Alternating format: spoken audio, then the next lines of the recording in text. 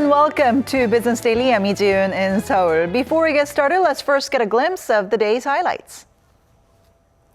More Korean businesses are feeling pressured by China's economic retaliation against Seoul's THAAD deployment, with the tourism industry and airlines seeing cancellations. All eyes are on the U.S. Federal Reserve as it gave a clear signal for a rate hike this month, and we take a look at what impact this might have on the Korean and global economy.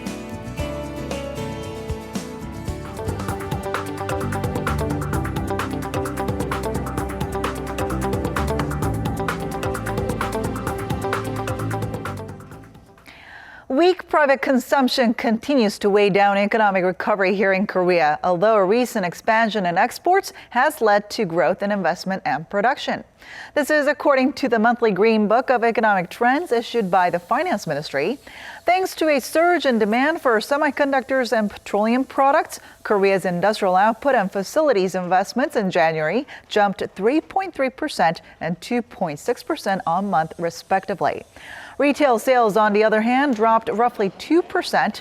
The Finance Ministry says there are still lingering uncertainties, like the U.S. rate hike and domestic political turmoil, which may drag down already weak consumer confidence. But it vowed to help push up demand by front-loading this year's budget in the first quarter and implementing sector-specific measures. China is escalating its economic retaliation against South Korea's decision to host the THAAD missile defense system on its soil. That's given rise to mounting concerns about the impact on the South Korean economy, which is heavily reliant on its Asian neighbor. Our Kim Min-ji has more. Korea's tourism industry is feeling the blow of China's apparent retaliation for Seoul's deployment of the THAAD battery. A hotel in Seoul's popular Dongdaemun shopping district has seen all of its group reservations by Chinese tourists cancelled in recent days, and hotels in other popular tourist areas have seen their bookings drop off by about 25 to 30%. It's a worrying trend and may just be the beginning of more pain to come. China ordered travel agencies to stop selling tour packages to Korea beginning March 15th, and Korea's two main carriers have already seen bookings for flights from China decline. Korean Air says its bookings fell 10% between March 7th and April 30th from a year ago, while Asiana saw its reservations fall 9.4% on year for the period between March 15th and 31st. Korean companies operating in mainland China are also feeling the impact. Over 50 Lotte Mart stores have been closed, with officials saying the company failed to comply with fire safety regulations. However, there is speculation Lotte Group is being targeted because it provided the land for the THAAD battery.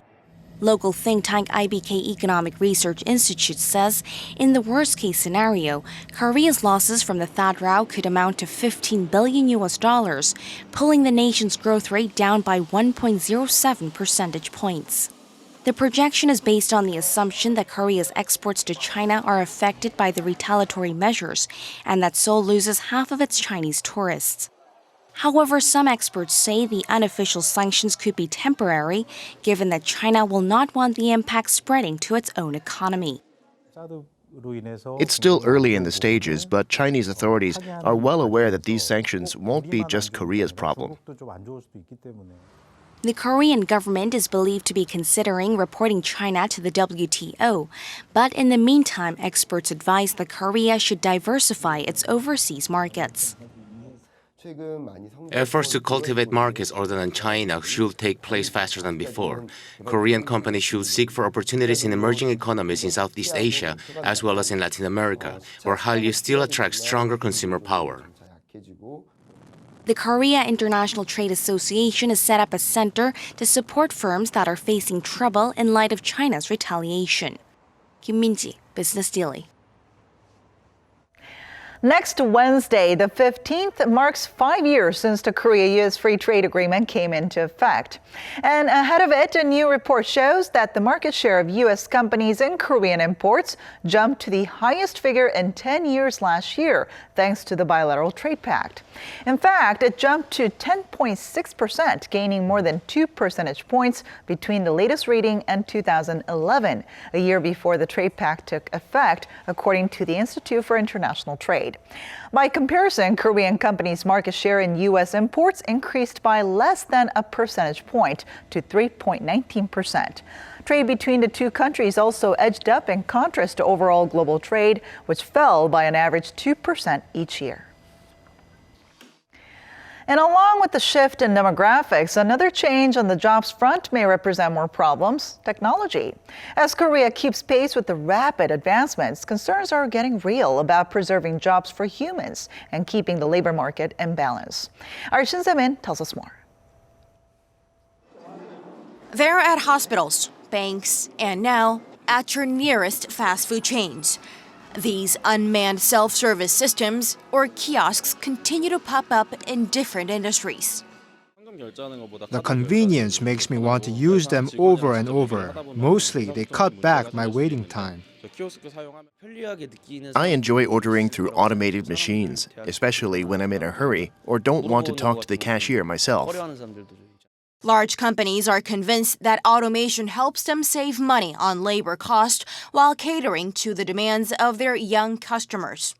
In the U.S., Wendy's plans to replace its order-taking employees with digital alternatives by adding kiosks at 1,000 locations across the country this year.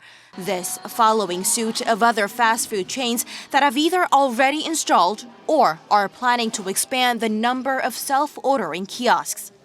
So far in Korea, major fast food chains have not quite inched in this direction, saying no job cuts have been made after setting up the digital machines.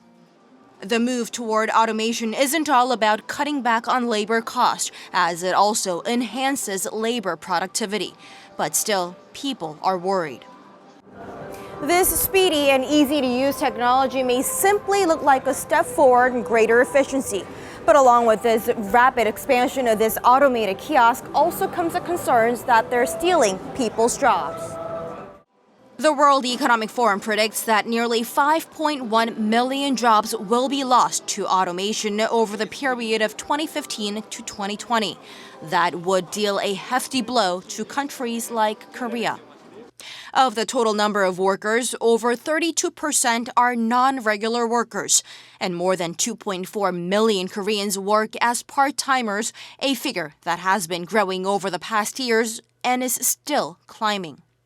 In other words, automated self-service machines could eat away existing jobs, not only in the service sector, but also in manufacturing as well, signaling trouble for Korea's already feeble labor market. The adaptation of Korea's labor market is going through along with the fourth industrial revolution is seemingly hurting many of the country's workers. Unless there are preventative measures that protect workers affected by these new technologies, this will bring about harsher conditions for the labor market. The expert adds that efforts to reshape the labor market must be made immediately, especially as the country remains sandwiched between a shrinking working population and fast-evolving technologies. The belief is that smart reforms now may help revitalize the labor market and give it more resilience. Shin Se-min, Business Daily.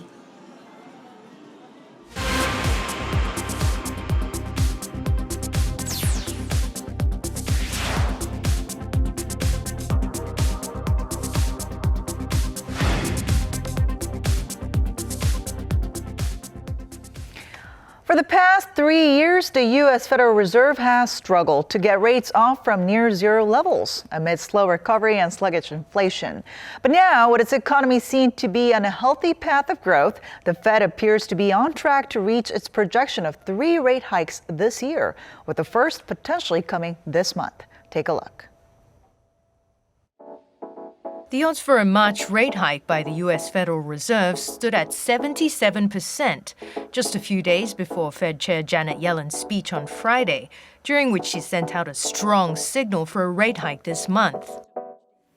In short, we currently judge that it will be appropriate to gradually increase the federal funds rate if the economic data continue to come in about as we expect. Markets now put the possibility of a March move at 91%. A major gain of 298,000 jobs in the private sector in February, according to the ADP jobs report, is likely to further solidify that sentiment.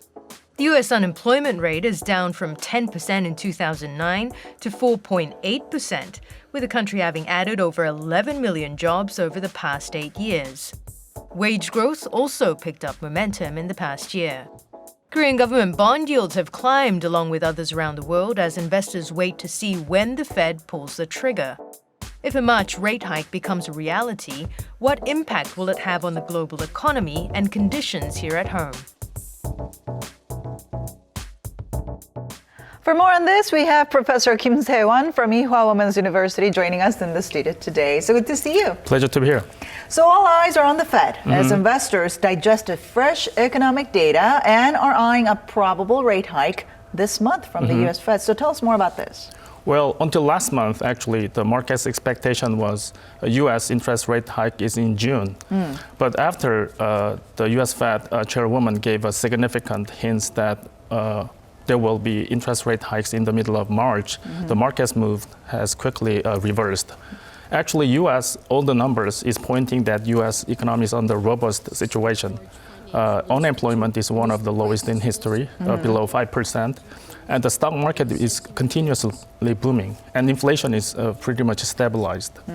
Now, so if the Fed ends up raising rates 3 times, like I said it would, then what impact would that have on the Bank of Korea and its key interest rate, which stands at a record low of 1.25%? Well, it is expected that Fed will be increasing interest rate by 0.25% over 3 times by the end of the year. Okay. Then the U.S. Fed interest rate is going to be 1.25%, which is the same as Bank of Korea's base interest rate. Right. So related to that, we have 2 concerns. First is outflow of the money from Korean capital market, and the second is a rapid depreciation of the Korean won. Now, the important part, I guess, is the impact the Fed's rate increase is going to have on the Korean economy as a whole, considering that things are not looking too hopeful on the economic front here at home. Right. Under ongoing recession in Korea, the higher interest rate further deepens the recession. So because of that, Bank of Korea recently became more interested in recovering economy. So I believe that it would be difficult for Bank of Korea to increase the interest rate further along with U.S. interest rate hikes. So unless if there is not a huge outflow of the money from Korean money market. Also, Korean government is holding huge amount of foreign reserves, over $370 billion. So that's going to be a great buffer against the outflow of the capital from Korean market. Okay, so let's look at other countries then. If the Fed raises rates, then Asian currencies are going to feel downward pressure. So how do you think some of these countries will respond? Well, higher interest rate of the United States does not only have negative impacts on Asian countries, because that depreciates Asian currencies. Right. And that further increases export of the Asian countries to United States. So that lessens U.S. Trump government's efforts to appreciate Asian currencies like Chinese yuan, Japanese yen, and Korean won. So therefore, each Asian country's central banks to respond in a different way along with higher interest rate of the United States. Now let's head over to Europe. What about the European Central Bank and its upcoming monetary policy meeting on Thursday? I mean, how would the possibility of U.S. interest rate hike this month affect ECB's decisions? Well, actually, European Central Bank is under the most difficult situation among major central banks. They have serious dilemma between raising interest rate and decreasing interest rate. So European Union's region's economy is under difficult situation. For example, the unemployment is over 10%. Wow. On the other side, the inflation rate is increasing quickly. For example, last month's inflation rate, which was 2%, is one of the highest in the last 4 years. So there is huge pressure from German central bank or Bundesbank to increase interest rate. So in addition to U.S. interest rate hikes, there's going to be another pressure for European Central Bank to increase interest rate. Going to cause quite a headache over there. Exactly. Yeah. Well, coming back to Korea, how should the Bank of Korea prepare beforehand then to minimize risks that the possible potential U.S. rate hike this month might have on the Korean economy as well as its financial market? Well, basically every central bank is pretty cautious and conservative because they should be like that. So Bank of Korea is no exception. And in addition, there are lots of uncertainties coming with U.S. interest rate increases because this is the time that every central bank is moving in different direction. So Bank of Korea will take strategy of wait and see how the global economy and global financial market develops into a new situation. Just like us, wait and see mode. Exactly. All right, thank you so much for coming in today. Thank you very much.